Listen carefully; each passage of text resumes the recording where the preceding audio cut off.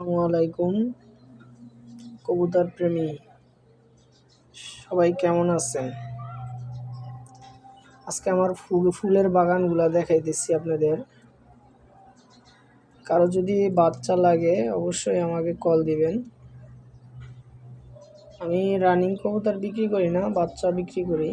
কারো যদি বাচ্চা লাগে অবশ্যই কল দিবেন। হলো ফ্লেজার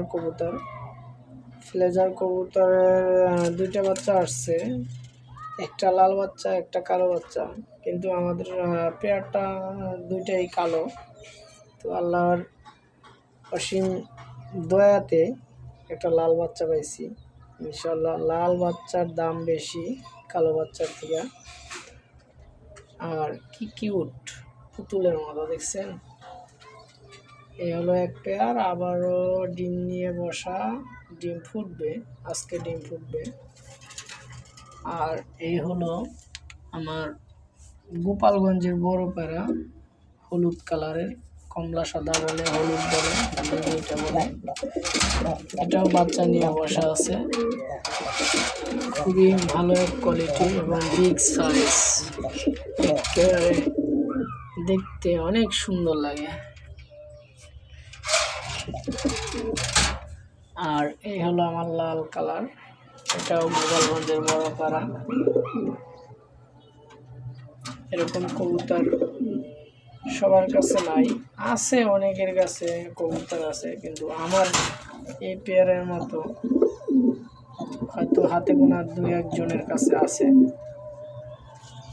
এটা গর্ব না, কিন্তু এরকম একটা কবুতর মিলানো খুবই টাফ।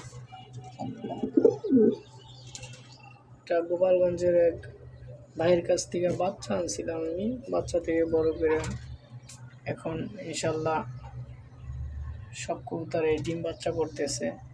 এই হলো বাচ্চা, একেবারে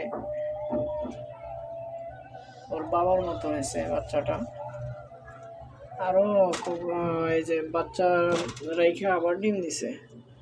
ডিম ফোটার ডেট 4 তারিখ 5 মাস, আর 5 দিন পরে ডিম ফুটবে।